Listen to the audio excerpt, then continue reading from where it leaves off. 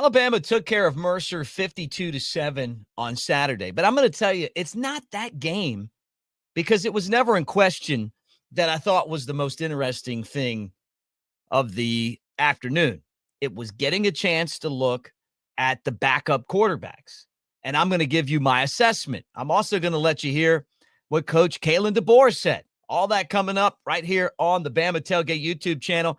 Guys, we're presented by Pearl River Resort. Make sure that you like and subscribe and give us a thumbs up. Hit the bell. I know Auburn fans, it's really complicated for you guys, but Alabama fans, you guys know exactly what I'm asking you to do.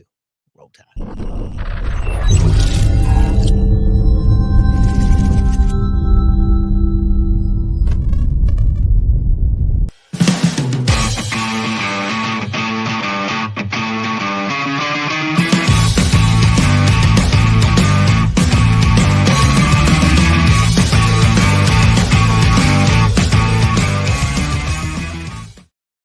All right, what do you say, everybody? Mick Gillespie here on the Bama Tailgate YouTube channel, talking to you about Alabama every day, and we may even have another show this day, but I just wanted to talk about the quarterback situation because I was so excited about it. I'm going, hey, man, this is worth dropping a show on right now. The quarterback situation at Alabama. And I talked about it earlier this week, but we got an opportunity to see the guys behind Jalen Milroe. And I don't know why, but Milroe has struggled throwing the football of late. It's not struggling to score, and the team's not struggling to win. They're playing their best. And I think when Milroe runs the ball, he becomes so effective, super effective, that it really doesn't matter. But what I will say that is super exciting is to see the guys play behind him. So I want to play Kalen DeBoer from the post-game press conference. Then I'm going to tell you my thoughts on where these guys stack up after watching them in their time on the field against the Bears of Mercer, because I think we really got a chance to see what these guys can do. After Jalen, what they did. Yeah, Ty with some scrambles. The long one kind of along our sideline. I think people who really know and have watched Ty, probably all of you can see that he's got that ability, can do things with his feet. Everyone gets tied into Jalen and his running ability, but Ty's tough to handle it when it comes to running the football too. And so escaping, making some plays, the third down, throwing it deep, or fourth down, throwing it deep, that was, if it's picked off, it's picked off, and so smart just to give him a chance and, find a way to make a play. So, and I thought Dylan and Austin coming in and moving the chains, Dylan on a fourth down, was it fourth down, right? Fourth down conversion, Austin coming in, laying a ball in there along the left sideline for the touchdown. There's that, again, fine window of trying to let these guys run the offense and get that experience and get an opportunity to do what they work on each and every day. So I was proud of the way they just handled everything, from the execution to just even the procedural things where, making sure guys are lined up before we motion, all of that stuff. So, I thought it was a good day for all of them as a whole. I agree. I think it was a good day for all things at quarterback as a whole for Alabama as well. There's a ton of experience and a ton of talent in that Alabama quarterback group right now. And the big question that a lot of people are asking quietly behind the scenes is Jalen Milroe possibly coming back. I still don't think he is, but I don't think that it means that it's impossible for him to come back. He just kind of hasn't played consistent football this year. When he runs, he's so effective. You can do that in the NFL. You can run the ball in the NFL. We've seen quarterbacks like Jalen Hurts and others that are able to go to the NFL, run the ball. Lamar Jackson might win the MVP for the third time in the last few years, right? But you got to win a Super Bowl being that way, and we haven't seen that yet with a quarterback that runs primarily and then kind of throws second. But Lamar Jackson's become a much better passer. Jalen Hurts has become a better passer. He actually got to the Super Bowl. So with all of that said, we're moving into this stretch run here. 2 games left, then possibly the SEC championship game. possibly the college football playoff, hopefully both, or a bowl game. Hopefully not. But the question is, who's going to be the guy that steps up? Now, I thought Ty Simpson came in and was effective, right? He ended up 5 of 10 throwing 71 yards. He avoided a sack. He made a great athletic play. He ran the ball twice for 14 yards, and one of those was a 13-yard run, right?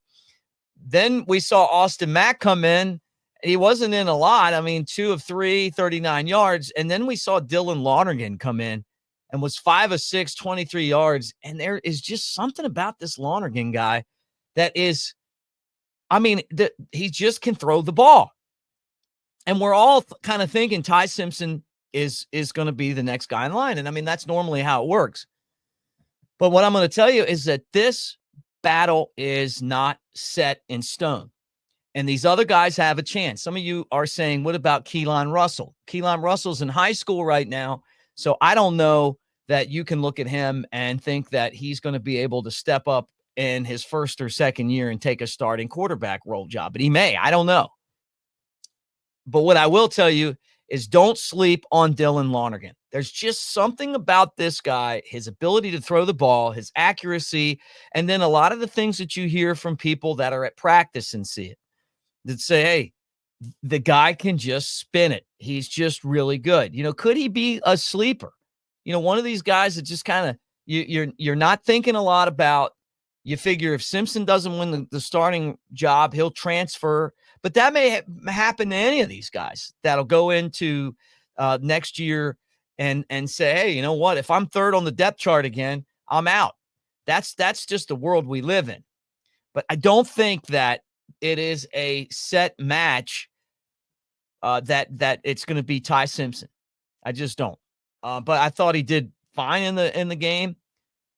But passing the ball, I mean, to me, Lonergan I just like the way he throws the ball. Every time he comes in, he's a really, really good passer. So it's exciting when you start talking about the quarterback room and the future at Alabama. And I got a feeling that there's a lot of people that would like to just see Milroe go on to the NFL and then see these guys battle it out for the next quarterback job. But I will tell you that it's a different style of offense when Ty Simpson and Dylan Lonergan come in, because they're looking to throw first and then run second. And I think that when you get those guys that can stretch a field like they can, but also get you on the mid-range passing, I felt like the thing I really liked about Ty Simpson was the pace. I really felt like he was trying to pick the pace up. It's hard to do that when you don't get in a whole lot, but interesting. I'm just not going to sit here after watching that and say that it's Ty Simpson's job, because I'm telling you right now, Lonergan is that's a ball player too. All right, you tell me what you guys think in the comment section. Like and subscribe. Don't forget, we're brought to you by Pearl River Resort over in Philadelphia, Mississippi. Jay Coker and I will be there for the Tailgate show. We'll record that Friday at Pearl River. I think we're going to do it at Dancing Rabbit Golf Course, but if you want to come hang out with us, please do. We always record the Tailgate show 1 to 4 on Friday before a game. So that'll be for the Oklahoma game. And we're excited about doing that and talking about Pearl River. But we'll be there. You can go to the sports book at Golden Moon Casino and play the $50. And if you do that, you take the receipt over to Dancing Rabbit and you can golf for $40. It's the Augusta you can play. But they got table games and slots. It's a Vegas feel without having to go all the way to Las Vegas. So find out for yourself and come see us. Also, as you build that man cave, pimp it out, 20% off using our discount code. Our promo code is Bama Tailgate, newlifeart.com, 20% when you use that Bama Tailgate right there. And that includes all the classics. But right now, there's some new ones coming out. You don't get the 20% for those, but all the classics you do. And I've got a whole wall of them over here. So, but that includes calendars and mugs and all that stuff as well. So check it out. And if you want the big stuff, you want the canvas, you want the the autographed editions. Take advantage of that code. It's not just saying, hey, I heard about it on Bama Tailgate, but at the end, put Bama Tailgate in the promo code section. All right, guys, thanks for hanging out, and we'll talk to you again tomorrow. And I'm going to have a great show for you. So I can't wait. Catfish. You'll have the catfish on with me. And I know that's exciting for you guys. It's exciting for me. All right, roll tide.